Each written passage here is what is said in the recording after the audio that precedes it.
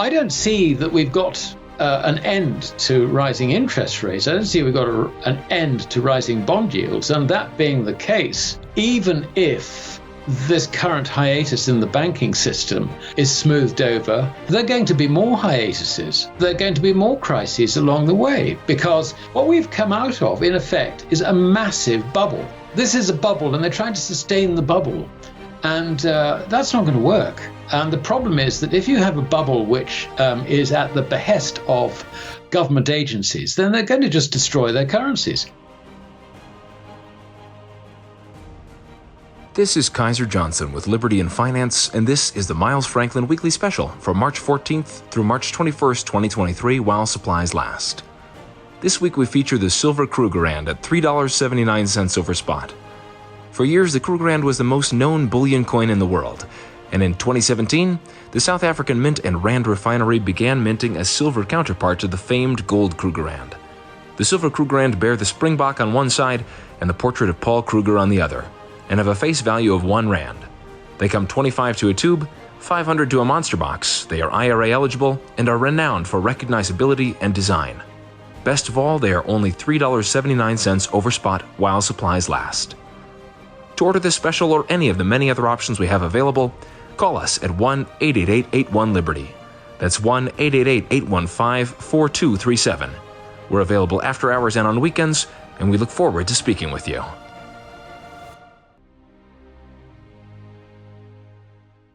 Welcome back to Liberty and Finance. We're always privileged to have this distinguished returning guest, Alasdair Macleod, a former bank president and now the head of research at GoldMoney.com, joins us this Tuesday, March 14th, 2023. Alasdair, thanks for coming back on Liberty and Finance. That's my pleasure, DK. Thank you for having me. You have been a regular attendee here, and our viewers have been tuning in to watch you give us a play-by-play progression of events that have been building towards a climax of enormous proportions in challenges in not only the banking sector, but also in the fiat currencies worldwide. And we've seen a very eventful weekend here in the U.S., 3 banks being shuttered, 2 of them being in the second and third largest banks ever failed in the U.S., and the government taking extraordinary measures, reversing their position on, we're not going to bail you out. Okay, we are going to bail you out, but the taxpayers aren't going to pay for it. And definite acknowledgement from officialdom that they are trying to stem the potential of a systemic banking collapse. You've been warning us about such risks for some time now. We'd really like to get your expert opinion on what is actually happening here and whether you believe that this is the sign of more to come, or a one-off event, and now it'll be back to sleep for a while until the real thing happens. So could you kind of walk us through your assessment of the current situation and what you think is ahead? Sure. Well, I wish it was back to sleep and stop worrying about it, but I'm afraid that would be wrong. One question was answered, and that is, do they bail in or bail out? Very quickly, the bail-in was dropped, and we're going back to bail out. And interestingly, the Fed has turned round and tried to deal with the losses that banks, and I think they're particularly aiming at the, if you like, the regional banks, the losses that the regional banks have accumulated on their bond investments. I mean, this was the thing about Silicon Valley Bank. I think roughly $70 billion worth of their assets were invested in U.S. Treasury stock, agency stock, and similarly highly rated stuff. The problem is that quite a lot of that was long dated. They bought it when interest rates were pegged at 0 or close to 0. And now we're looking at 4 3/4 to 5%, possibly even going up again this week. It created a run inevitably on that bank. And I mean, there are an enormous number of banks in this position. If you look at the Fed's H4 schedule, that shows, I think, something like $4.5 trillion of U.S. Treasury debt on the commercial banks' balance sheets in total, and another 2.5 trillion, something like that, in agency debt. So we're looking actually at enormous numbers potentially involved here. And what is interesting is that the way the Fed has tried to deal with this is by opening up a new program, which it calls the Bank Term Funding Program, whereby doesn't matter what the coupon is, doesn't matter what the maturity is, it will take it all in at face value and pay you out. And you have that money for a year. So what I just wonder, I mean, lovely, okay, that stabilizes the system for the moment. But what I wonder about this is, what are the other banks going to do? I mean, if I was running a bank and I had some of this stuff on my balance sheet, I would just say, right, gimme. I would say to the Fed, yeah, thank you very much indeed. You can have my whole portfolio. And then with that, I can do either of two things. I can either go out and lend it because I've now got balance sheet space. I can lend it to someone else, create credit for someone else. Or alternatively, I just leave it at the Fed. Or there's a third alternative. If I do actually believe this whole thing is transient, then I go into the market and buy stuff at a substantial discount, having sold it all at par. So in other words, I do a bear operation. But the problem the Fed has with this is that all this stuff which they bought for a year, I mean, when the year is up, they're going to roll it. I mean, there's no way they're going to turn around and say, right, time's up, lads. You got to get your stock back. I want the money back. I mean, no. Have they been able to do that with QE, QT? No. I mean, there's quantitative tightening because this is actually what it is. It is expanding the Fed's balance sheet massively. It could potentially almost double it if you look at the numbers on that H4 form. I don't think it'll be quite that bad, but this is, I think, a means of kicking the can down the road, which is going to come back and bite them very, very badly, because all the monetary inflation that's involved, the credit inflation that's involved at the Fed level as opposed to the commercial bank level, I think will just destroy the currency. That is the risk. So basically, putting it in a nutshell, the thing we didn't know for certain, would the Fed choose to protect the financial system or to protect the currency? We now know the answer. They're choosing to protect the financial system. Oh, what a surprise. So that's where we are. And in terms of, does this deal with the crisis? No, it doesn't deal with the crisis. It deals with one aspect of the crisis. But the other aspect of the crisis, which I think is desperately important, is the position of banks in other jurisdictions. I mean, we've seen Credit Suisse sink to a new low. Why?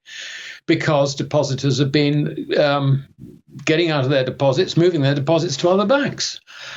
And this raises the other problem, which I think very few people really understand, and that is that the way in which a bank deals with a shortfall or an excess on its liability side is it goes into the market and buys or sells money in order to balance its balance sheet.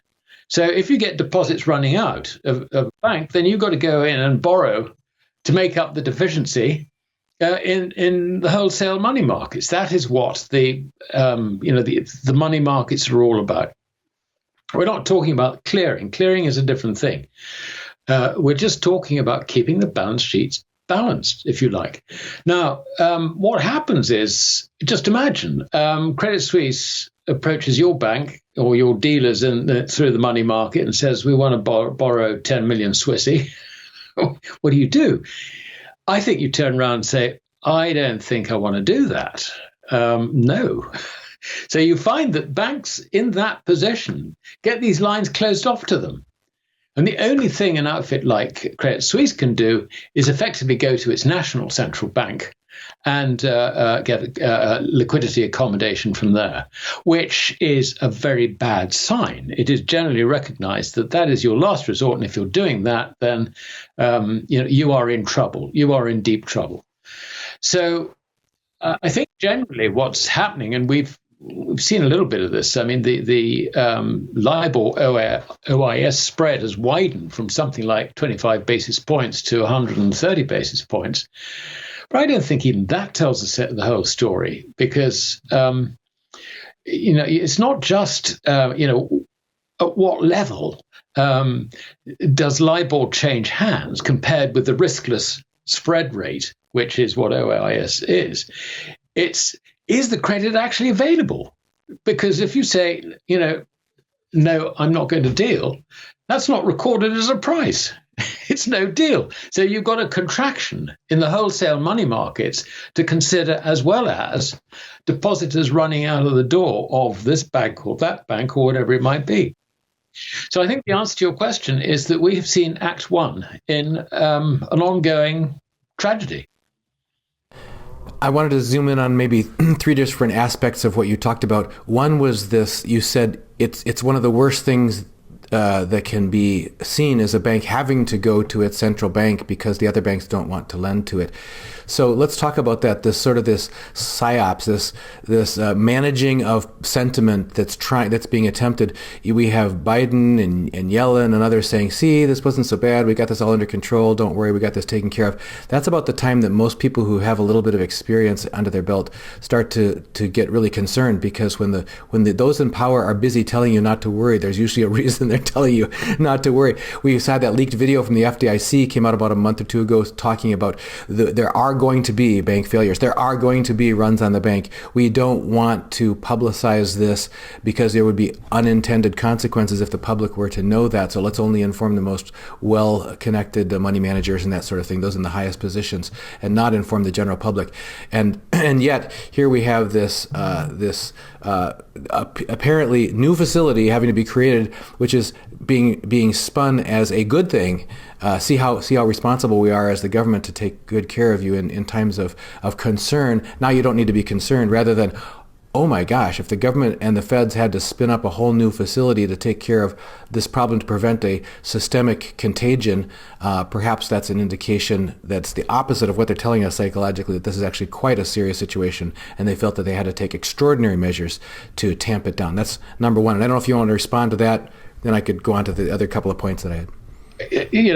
Basically, the Fed had to act very, very quickly to try and stop the slide in sentiment, because, what we have is credit. We're dealing in credit, and credit depends on confidence in the repayment of that credit, or the transaction being closed at the end of the day. And that credit has got to have value, and the value is really in the counterparty and also in what the credit is denominated. So if the confidence in the banking system slides, then this is curtains for the whole of the credit side of an economy.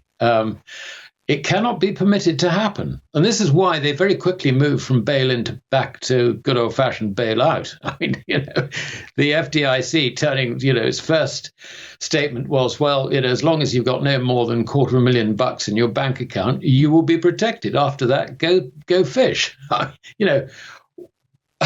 That lasted what? Hardly 48 hours. Not through the weekend, yes. No, exactly.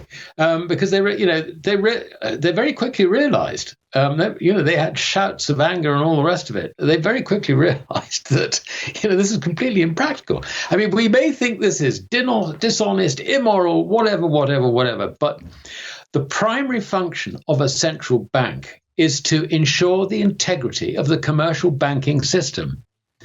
It cannot risk that. It's actually as simple as that. So this is why, bail-ins were a very, very dangerous idea, and it wasn't going to go anywhere. And we've seen that it's the whole idea, all the legislation that was passed by 20-odd jurisdictions in the wake of the G20 meeting in, I can't remember when it was, 2008, I think it was, when the bail-in thing was first proposed. That's just out the window now. And anyone who tries it, is going to just topple the whole global financial system. I mean, just forget it. It's just complete nonsense. The other thing I'd like to say about the size of this Fed program, they said that they've got a facility of $25 billion from the Exchange Stabilization Fund. $25 billion. Now, hold on a minute. The entire commercial banking network has got, as I said earlier, somewhere between, I don't know, $7 and $7.5 trillion of these securities. And I think it's a fair bet that at least 90% of them are underwater. And so, what do? I mean, the answer is quite simple. You give it to the Fed. The Fed gives you money. And if you're really quite bullish about things, you don't think inflation's a real problem, and you're actually totally supportive of the Fed and financial markets and all the rest of it, then you can go into the market and you can buy the same stock, probably at a 30% discount to what you sold it at the Fed.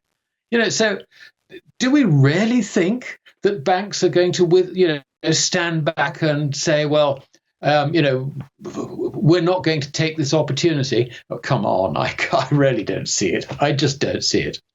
Another phenomenon is the trading behavior around crises like this. We saw yesterday on the major exchanges, 30 banks had to halt trading because their shares were dropping beyond limits, that sort of thing. So there clearly was a rush by the crowd of investors out of many, many banks. And then a statement came yesterday from Morgan Stanley's top investment strategist and the CIO in a note reported by Bloomberg on Monday. And that is, we suggest selling any bounces on a government intervention to quell the immediate liquidity crisis as SVB and other institutions until they make new bear market lows at a minimum. That's from Mike Wilson, Morgan Stanley's chief U.S. equity strategist and CIO. So here you have a really large bank saying, sell any rallies, sell any bounces on these banks. And that is a very interesting phenomenon, because you always have to look at this. Why is this person saying that? Are they, in fact, to the public? By the time the advice comes to the public, is it by that time a bash and stash operation where there's a bargain sweeping up at auction discounts by these other larger banks to consolidate at low prices assets from the smaller banks? We certainly saw such a consolidation of power during the last 3 years of lockdowns and everything, where the largest retailers, for example, big name, Walmart's, Costco's, everybody, Amazon's, got selected as winners, and all the mom and pop shops got selected as losers to be culled during this huge time of transition where there's this consolidation of power and of market share. Do you see that as a phenomenon that's likely to play out during these waves of crisis around banking stability or instability? Is a consolidation of power, with failures being permitted for small and regional banks and assets being bought up at a bargain fire sale by the largest banks, while telling the public, sell any rally? We can't really know the answer to this. And of course, it's easy to assume that an outfit like Morgan Stanley, very powerful bank, is creating an opportunity for it to acquire banks for, like SLV UK Limited was acquired for £1 by HSBC. I can't say that doesn't happen, but I think it's probably more a case in that instance, I think, of a chief investment officer who has an awful lot of discretion for his department to say, the management of Morgan Stanley will regard him as, the boss in his own little fiefdom. And he's appointed to be, if you like, a responsible person in terms of ensuring that the research output from the firm is correct, honest, and all the rest of it. And remember, there are we used to call them Chinese walls between various departments. So I think I would rather assume, until there is hard evidence otherwise, that chief investment officer was actually producing something which he pretty much believed in. It may not have gone completely against the bank's proprietary positions, but I would have thought that we should assume that he has been fairly honest. I think as a result of that, the chief executive of Morgan Stanley might have had a phone call from the Fed saying that his research department is not being helpful. Now, I think that's quite likely. So, and coming back to, you used the phrase, psyops and all the rest of it. This is all part of the information management, which I'm sure the Fed and the US Treasury are going to be very, very keen to handle carefully. And I think that, it's rather like, if you remember, back in, was it June last year, we had Jamie Dimon stood up and said that the economic outlook has deteriorated. I said it was a storm, like a storm. Now I believe it's like a hurricane. And very shortly afterwards, it got a lot of publicity. Shortly afterwards, the chief economist at JP Morgan turned around and effectively rode back on his remarks. And it was quite clear to me that someone from the Fed had rung up and said, look, you can't say this. This is not helpful. So, yeah, we do get information managed, but I think it's probably less of the sort of conspiracy in the sense of a firm like, one of the large banks trying to sort of gobble up its smaller banks. I would say that, if I would say someone like Jamie Dimon, looking at this situation, I think I would rather be in the position that the Fed comes to me and says, we got a problem bank here, can you help? Because then I can dictate the terms. So I think that's, I don't see that it's really in any major bank's interest to just upset the apple cart, to try and gain advantage, if you like, by that sort of means. So I would discount that. I think it's far more a case of, if the Fed wants us to help, then we will help. But obviously it'll be on our terms. If you see what I mean. And this is exactly what HSBC did with the Bank of England. How about the flip side of that from the little man's perspective? When we hear these messages saying sell any rallies in the banks, don't go for these bear market rallies in the financial sector, would you in general think that that's actually decent advice for ordinary and people who either have their deposits in banks or are holding bank stocks at this point? Well, as I always say, I don't give investment advice. So the way I would put it is, in my position, I take the view that we are in the early stages of a continuing bear market. And the thing that drives it is not just a banking failure, but a currency failure. If the currency halves in its purchasing power, then you've got to ask yourself, what is the appropriate level of interest rates? Well, it's like 100% or something, isn't it? So, and what does that do to financial asset values? Well, it kills them. Of course it does. So I don't see that we've got an end to rising interest rates. I don't see we've got an end to rising bond yields. And that being the case, even if this current hiatus in the banking system is smoothed over, there are going to be more hiatuses and there are going to be more crises along the way, because what we've come out of, in effect, is a massive bubble.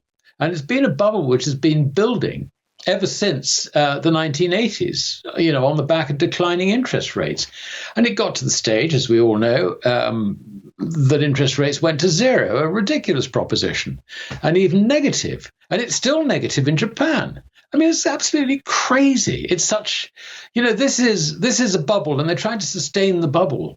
And that's not going to work. And the problem is that if you have a bubble which is at the behest of government agencies, then they're going to just destroy their currencies, particularly since they have completely detached it from any real value in the form of gold coin or silver coin.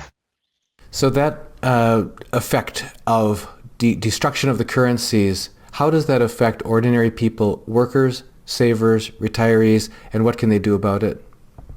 Well, it means that from a worker's point of view, lots of businesses will go out of business because they cannot afford to pay the interest that goes with a collapsing currency. It will drive the whole economy into a depression.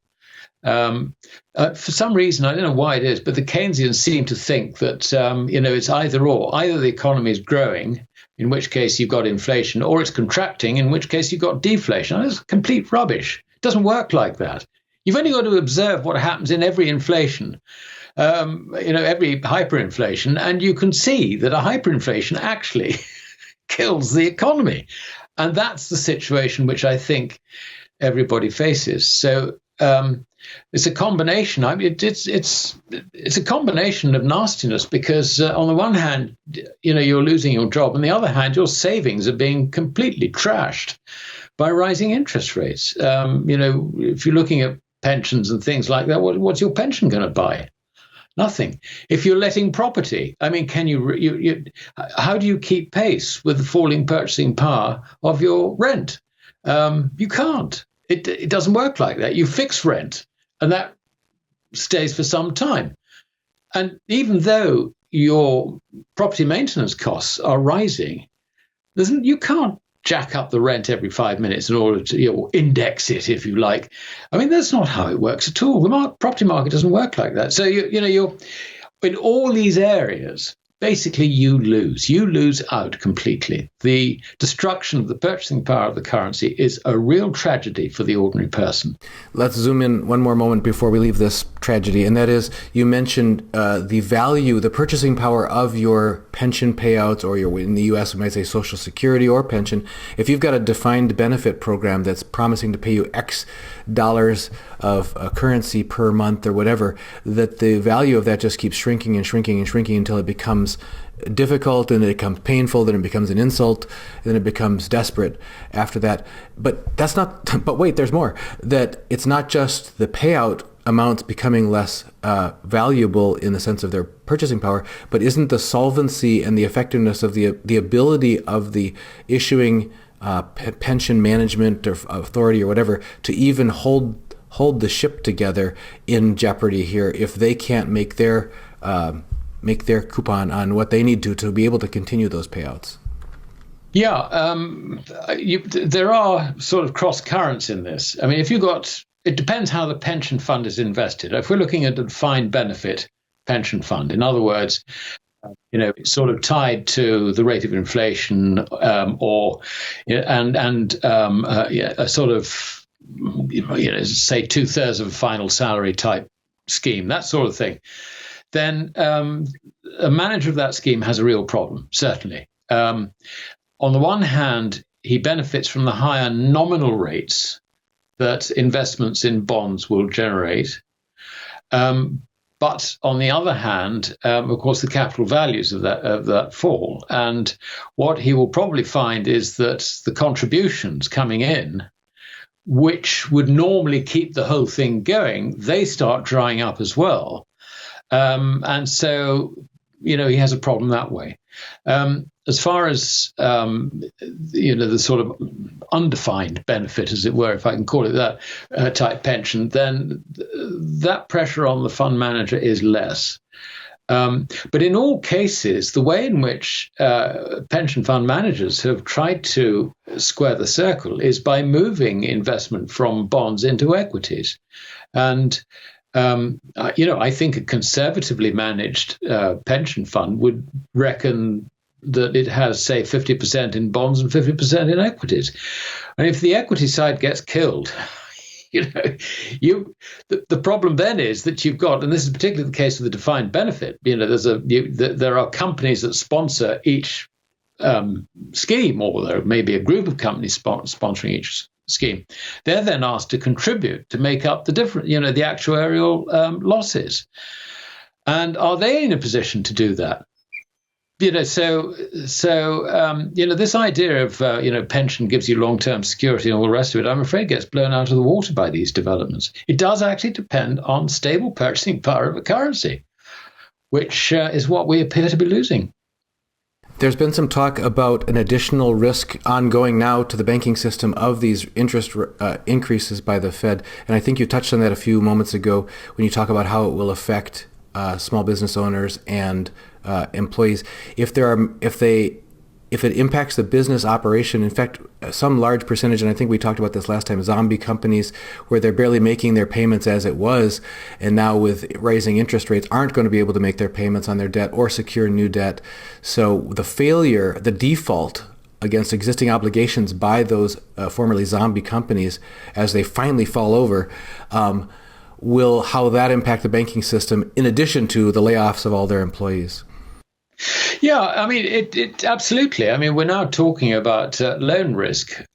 We've been talking about, if you like, the risk that comes from falling prices investing in term duration bonds. Now we're talking about non-performing loans. I mean, obviously, initially, in the early stages of an increase in interest rates, banks managed to expand their margins. And we saw that, in 2022, bank profits rose very significantly, and the share prices along with it.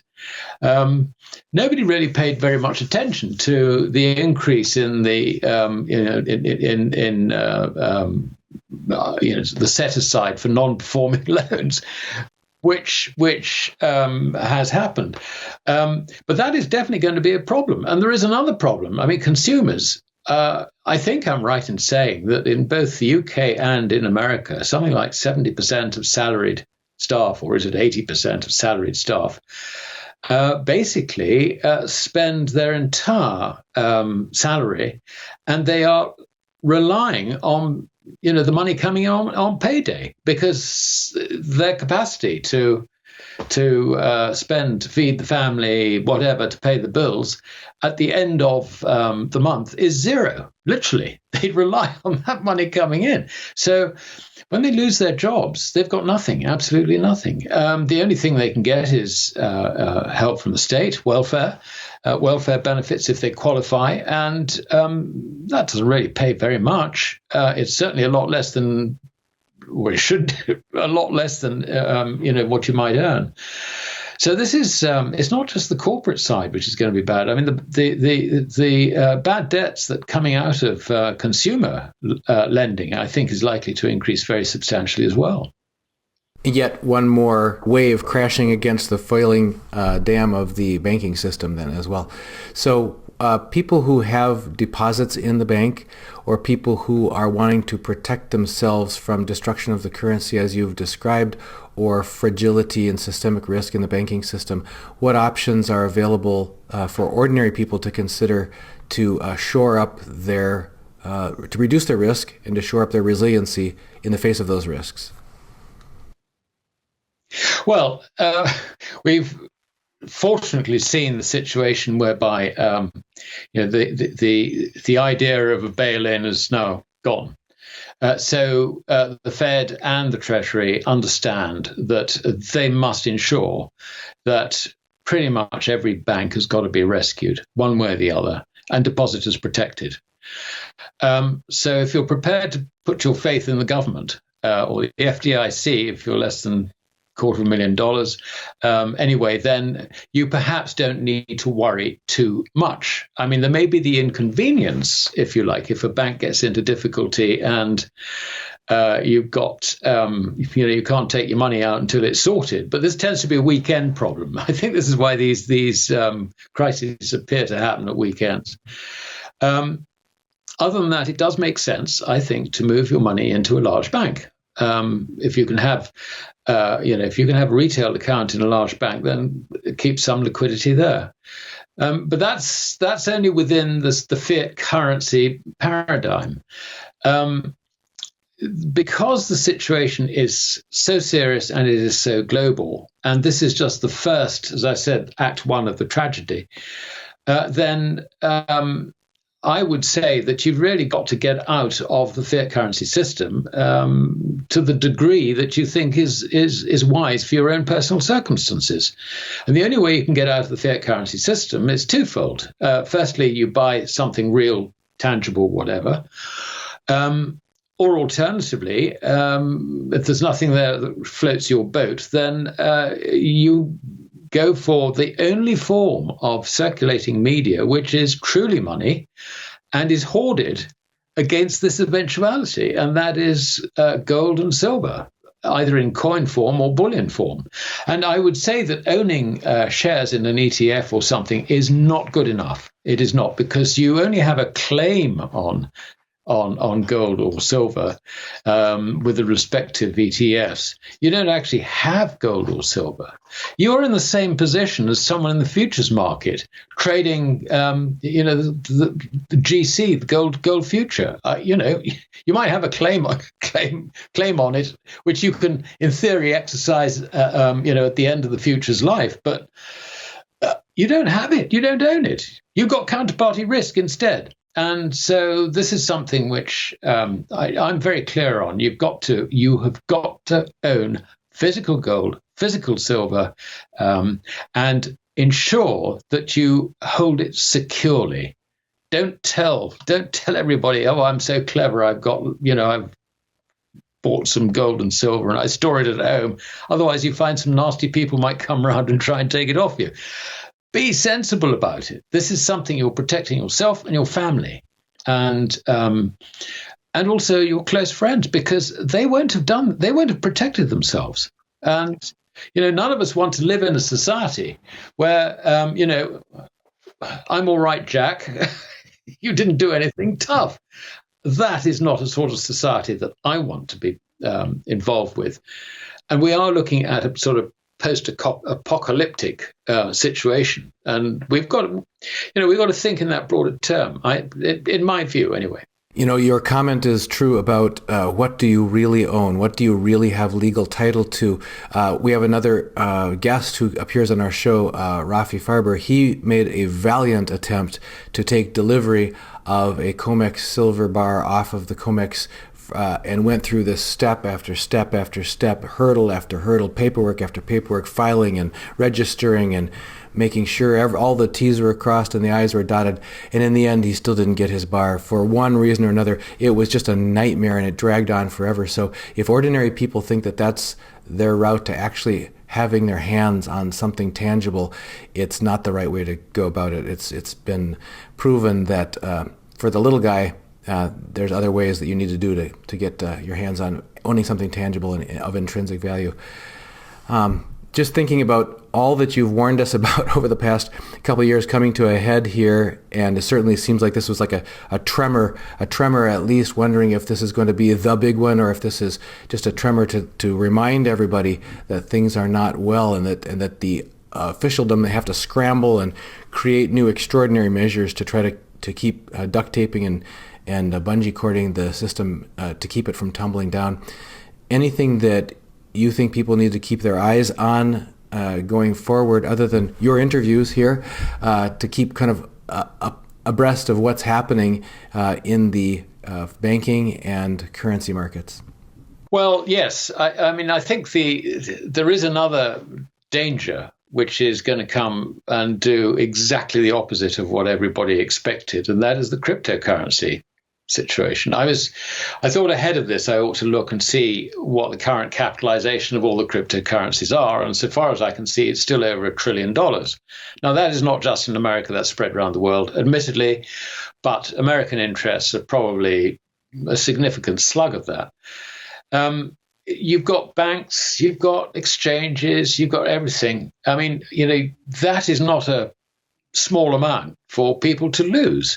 And that is another problem that I think that the authorities have in terms of trying to deal with. I think that they would quite like to see this cryptocurrency thing just disappear.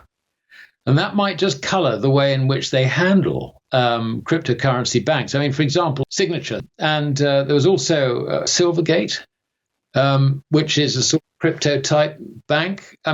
These things are beginning to fall apart. And I think that could well color the way the authorities deal with these banking collapses. I wouldn't for one moment see a combination of Silvergate and Signature as being the equivalent of a Lehman, as it were. But we could be talking about some fairly significant sums being lost within that cryptocurrency world. And also the other thing is that the stable coins, nobody has, to my satisfaction, answered, what actually backs these stable coins. And I don't think Tether has ever been audited. And so on that basis, I would think, well, if there is a deficiency there, then that's another real area of risk.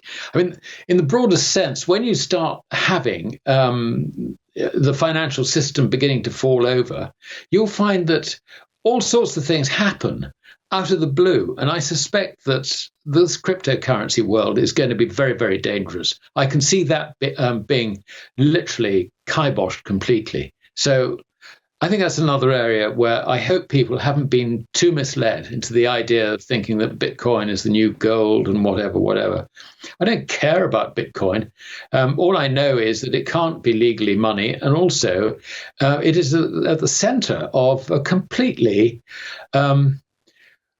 corrupt, I think, is probably not too strong a word, system, which is beyond regulation. I'm not saying that regulation is a good thing, but what has happened is that these are people who have deliberately set themselves up outside regulation, and you have to ask why. You have to ask what are the risks. And when you find that a stable coin like Tether refuses to have itself properly audited, that to me is a major warning signal. It really is. So I think that's another area I would say, stay clear of completely would be my view.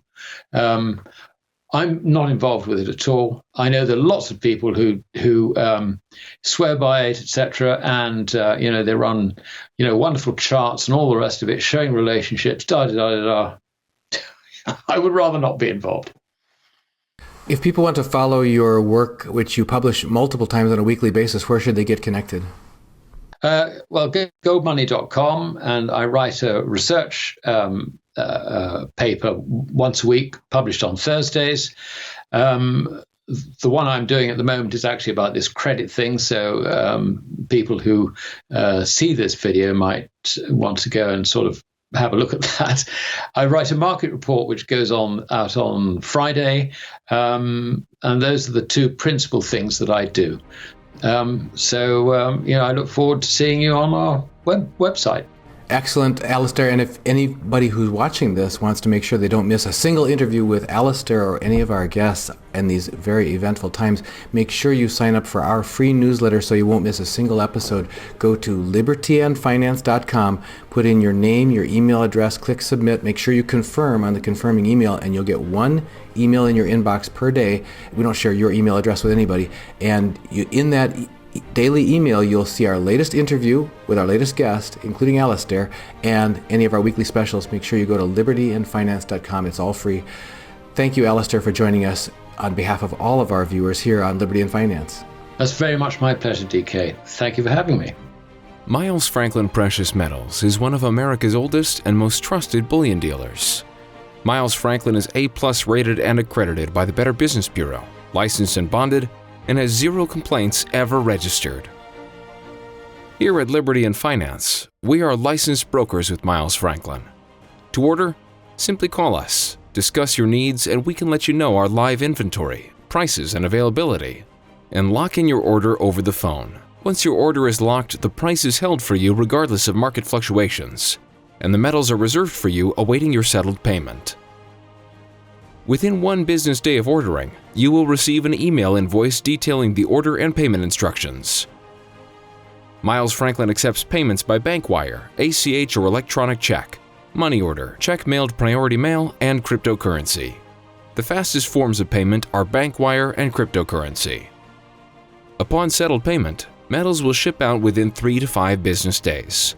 You will receive tracking information via email. Domestic shipping charges are $15 for any order under 500 ounces of silver or 10 ounces of gold. For orders larger than that, domestic shipping is free. The package will be boxed, fully insured, and labeled discreetly, with no indication of the contents inside. For your privacy, the name Miles Franklin will not even be on the package.